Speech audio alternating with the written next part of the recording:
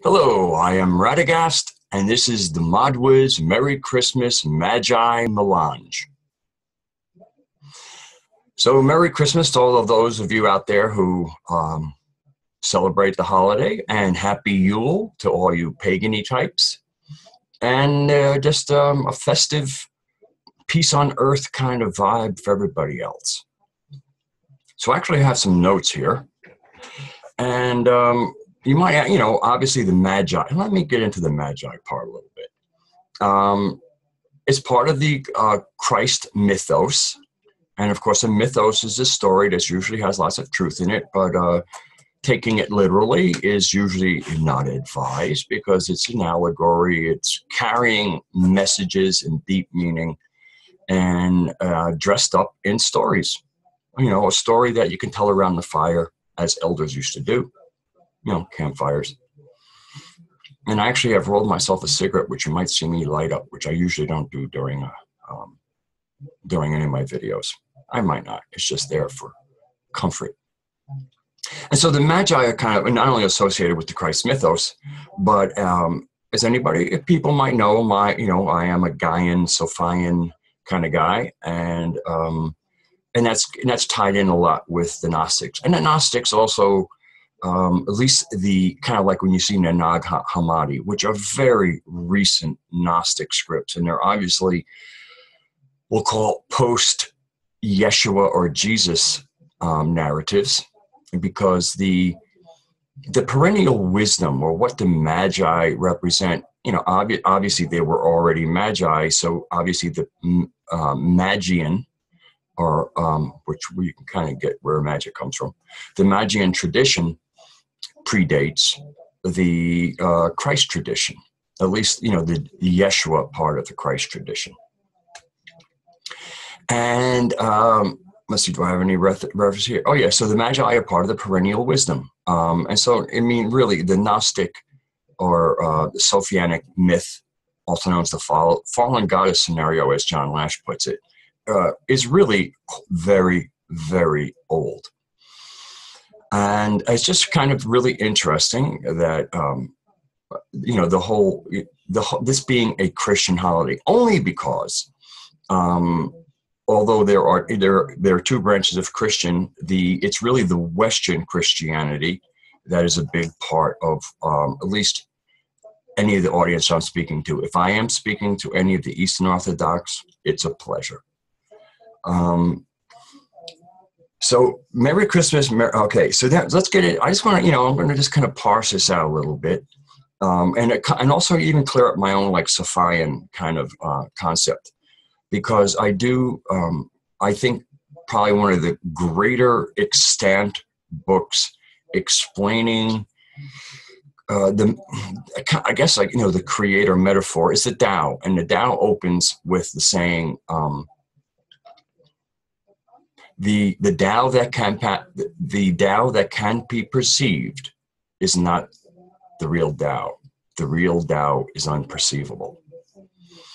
And of course, I mentioned the fractalization. So the whole Sophian being, the goddess and the kind of the deity that is part of man's creation and inspiration is a fractal of that, and is actually part of the Tao that is known. Similarly, in Native American traditions, I won't say tradition because they're very different traditions, but there is generally a concept of the Great Spirit. The Great Spirit would be the knowable Tao, therefore not the true Tao or the way. Or again, the way is different than the law. Okay, because ways and laws are different. One is quite ironclad, and the other one is organic. But so they have the Great Spirit, which is the knowable God, shall we say, and then you have the Great Mystery. So the Great Mystery would be the true Tao, and that's why they call it a mystery, because you can't know it. So the whole Sophian thing actually comes down to the knowable spirit. And again, with fractalization, and if you understand fractalization, where basically as you keep on, you can go in and in and still see the same pattern. You can also go out and out and out and still see the same pattern. All right. hopefully that wasn't too intellectual. So again, we got Merry Christmas, Happy Yule, and so I would really, this is really kind of like, to me, to say Merry Christmas is really kind of honoring a Magi tradition. And of course, the December 25th, is this the real birth of Yeshua or Jesus? Of course not. But it's agreed upon date, because I guess his real birth date is questioned. There are even people who question whether or not he really lived. But there's enough references, especially from non-canonical texts, that certainly seem to indicate that him or someone like him was around. And the Nag Hammadi texts, which again are post Yeshua, after the crucifixion, are mention him quite a bit.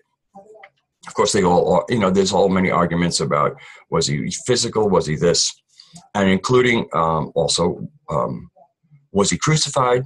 Did he die if he was crucified? I mean, again, there's all kinds of things, and I'm not really there to get into that. Although it's, I would like to dispel the fact that Merry Christmas might be, like celebrating the birth of Jesus, like that, as if that might be offensive to Muslims. And I know it's not, because in the Quran, they speak highly of Jesus and his mother Mary. Matter of fact, in Islamic tradition, if you were to say Jesus, you should say either peace be upon him or PBUH. Okay. If you say Moses, peace be upon him. If you say Muhammad, peace be upon him. They're all seen as prophets. Moses being the first prophet they acknowledge, Jesus being the second, and Muhammad being the last prophet that they acknowledge. Okay, so that's kind of just to kind of get some of the religious stuff out of the way. So, and we really have to realize there is a war on Christmas, but it really is from the atheistic, creator-hating groups, and they cloak it under secularism, and they kind of again, here's where the Muslims get trotted out, that we don't want to offend them. Now, when it comes to the Wahhabist and apostate aspect of Islam, they're offended by everything. I mean, really, they're just looking. They're just pissed off. They're to me, they're satanic. So enough said about that. And I guess during this, I'm going to get off on a little bit of a diatribe against the Pope. And that's not to offend Catholics, because the Catholics are a group, and the Pope is their head. It's almost like if you really didn't like a United States president, doesn't mean you should dislike Americans, but you can really dislike a criminal satanic president. And I personally don't like the Pope, because he exposed himself recently when the whole fake news stuff was breaking. And of course, the fake news was identified. So it would be anything from Alex Jones to, I guess, RT, anything that was even remotely more accurate than what was on the Western media or the MSM, and now the fake stream media, the lamestream media, the legacy media. So he kind of came out and spoke quite strong that anybody who likes fake news, again, all the closest thing to the truth, is similar to a coprophagist. A coprophiliac. Coprophagist is somebody who eats shit. A coprophiliac is somebody who gets sexual pleasure from eating shit. And he didn't use the word coprophiliac. He just said people who get a joy from eating shit or eating human excrement or feces. He obviously did not say shit. So when he came out against fake news, means he's an NWO supporter. And since the NWO is anti-God, anti-human, and clearly what we'll call satanic, I don't want to offend any Satanists out. There's a lot of Satanists who Satanism is very misunderstood. So for any Satanists or people out there who say, "Oh, what are you picking on Satan?" We're going to call this the anti-human thing that a lot of people kind of go to, and it's called Satan. Again, the terminologies can get so screwy, and I'm well aware of them. So when I throw these terms and banter them about, it isn't, I feel like I need to add some clarity. Oh, I just, for Christmas, I have on the red, I have on the green, of course I have my typical aqua on. And so you could say, I've donned my gay apparel, fa la la la la la la la. Remember when gay meant kind of festive? I think if you go back into a dictionary prior to probably the 80s, gay meant happy and festive. I don't know what a politically correct dictionary says. I guess, because I might say, obviously same sex. And that's the interesting thing about dictionaries, because dictionaries have primary, secondary, tertiary, sometimes quaternary meanings, sometimes even more. So it's a form of language policing. And Webster was forced to append his dictionary. I wish too bad I didn't pull up the quote, because I didn't know I was going to mention him, about how he was forced to do things to his dictionary that he thought was a crime against humanity. So, so for the current Pope, he showed his real colors. So he's anti-human. So, and when he also spoke about we need to have more freedom, that's really hypocrisy. Because the whole legal system that we currently have in place on the world that holds humans in prison, basically, this invisible prison that if you bump against, you got to get a lawyer, all right? Which is not God's law, which is not the real law. And of course, I'm not going to go into the whole God's law as it's written. God's law is in our hearts. We all know this stuff. Mark Passio is quite brilliant in speaking about natural law. So I just put a little something on my finger here, which will be explained in a moment. So anyway, all of this imprisoning law, all of this law that keeps us from being truly free, besides our psychology, kind of comes from the fact that it all really comes from the I guess Pax Romana law. And if you have any doubt of his power, why do you see supposedly so many non-Catholics and secularist people kissing his ring? That's because the power, the legal structure that keeps them in power, that allows them to keep us from being free, derives from basically this kind of Vatican or the law that comes out of what the Pope started. And of course, the Pope thinks that the Catholic Church, or he in a personage as the vicar of Christ, owns all human souls. Now, if that sounds ridiculous, good, because it is ridiculous.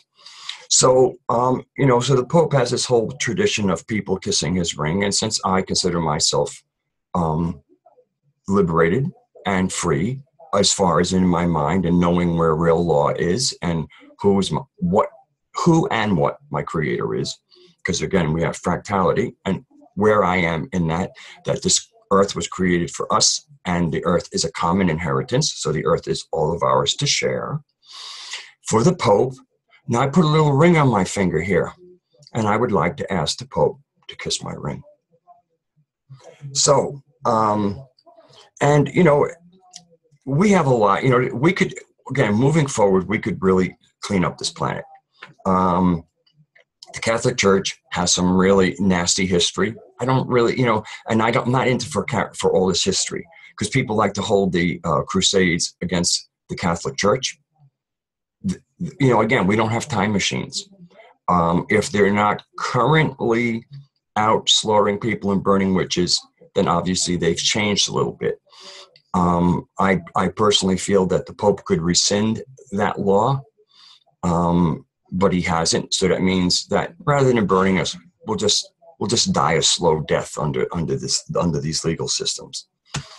Even we have the bridge of the two, the Eastern Orthodox Church, which is getting trashed in Syria. If you notice, we never hear about the many Christians who, I forget the numbers, but I forget, it was like, if I'm wrong, anybody can correct me, but there might have been a 10% Christian population in Iraq before the Coalition of the Willing went in there, but which I think was in 2003. I think now it's down to 1%.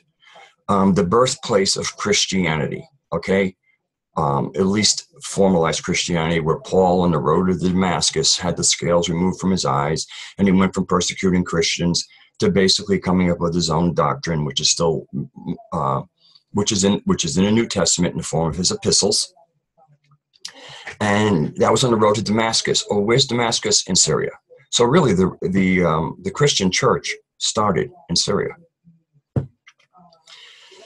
And but we don't hear much about the Christians being slaughtered by the apostate Wahhabists, which would be, you know, whoever's being funded by Saudi Arabia, because Saudi Arabia is the home of Wahhabism, the apostate, anti-human, human-hating form that is called a branch of Islam. I mean, they're basing on the Quran, but you can base a lot of ugliness on any holy book. All you have to do is interpret it wrong. So the sacking of Constantinople was done by the western branch of the church against the eastern branch. They sacked it. It was a Christian church, and they sacked it. And then, of course, we have the extinguishing of the Cathars, which I spoke of in another recent video, which was the kind of like the Christians who held the sacred feminine very dear. That, of course, had to go out. Then, of course, we had the Crusades into Jerusalem, where they, everybody was brown. Christians, Jews, and Muslims were all brown, and these white Europeans came in and just slaughtered everything brown. I mean, they were supposedly saying that the blood ran up to the knees of the horses. It's kind of hard for me to imagine with all that flat land that it could actually pile up. I guess it's a metaphor. And of course, the current Pope still seems to be very comfortable enough with the fact that the church seems to have a pedophile aspect to it. I mean, I know he makes some noise. Everybody has their hangouts. Everybody finds a few people that probably have upset them or pissed them off at some other level. And like, we'll hang you out, in this way. Oh, I'm cleaning. We're cleaning up. So that's kind of like my historical context of things, because again, how long a video am I going to get with Merry Christmas? And I could have made it 2 minutes or so, but I usually like to come with some information, and I did call it a Magi Melange. And so the Magi being the Sophianic part of me, the perennial wisdom, the Gnostic part of me, and that might actually be the show. So I'm going to calm down for a second. I'm going to light my cigarette. Oh, by the way, because I roll my own, and I use organic Native American American Spirit. It's very fine tobacco. I started smoking about 3 years ago. After a 42-year hiatus, people will go, "Oh boy, that's pretty crazy to start up." But okay, we'll get a little talking about a Gnostic concept, the archons. The archons were first mentioned in the Gnostic writings. John Lash, who is a Gnostic scholar, has spoken about them. Matter of fact, the archons, and I've said this in other videos, the whole entrance of the archons into modern language was done by John Lamb Lash. Okay, John, giving you your props. And I was having a problem, maybe because I was, a couple of years out of the breakup of my last marriage, and was, processing some of the stuff. I don't blame anybody. Again, I've been married 4 times, and the most common thing wasn't that I was married to a woman, is that they were all married to me. So, so when I look for the common denominator in failed marriages, I look in the mirror, and there I am, a toxic male. So I've decided to, in another video, I'll be covering MGTOW, men going their own way. I have decided to kind of remove my toxic male ass from the from being available, and stay in my room and be a hermit and protect all of the ladies from my toxicity.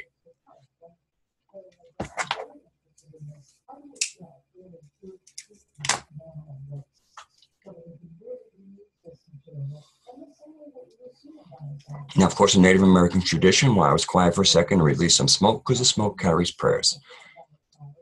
And I do meditate a lot, and I do prayers because I do communicate with God.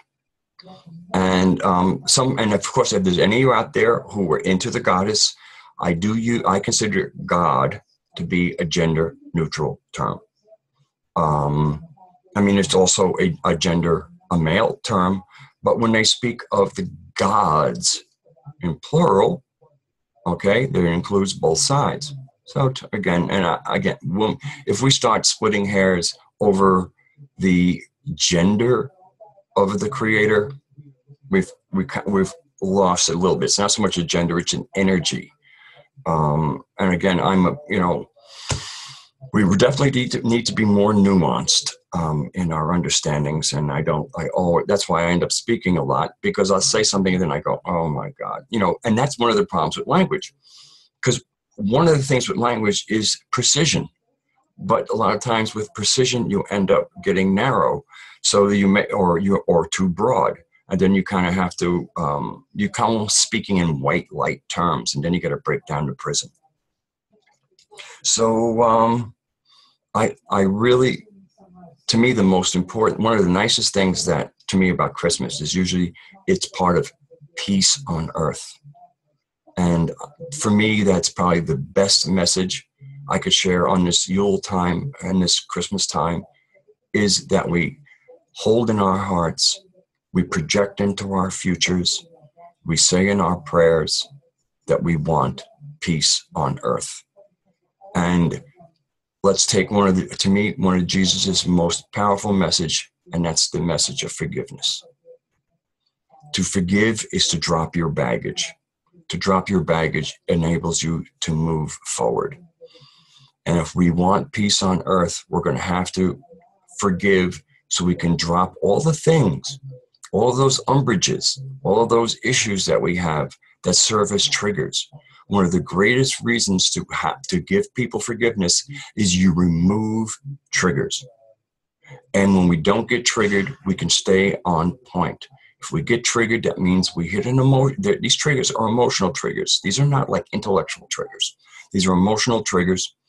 And when we're trying to communicate, we want to know how we feel about our communications, but we want to communicate in it more from a mental plane. The moment we get triggered, we're going to get emotionally triggered. And then the emotions start to come in, and the emotions are going to want expression. But when we're communicating ideas, we're trying to communicate that kind of dry stuff. And so that's why forgiveness is about the releasing of emotional triggers. And by releasing these triggers, we can have a real dialogue, and untriggered dialogue will be huge to promoting peace on earth. So I will close that with that thought. Peace on earth. Let us hold it in our hearts. Let us project it into our future. Let us forgive people so that we can have peace on earth. And Merry Christmas, Happy Yule, and my love to you all.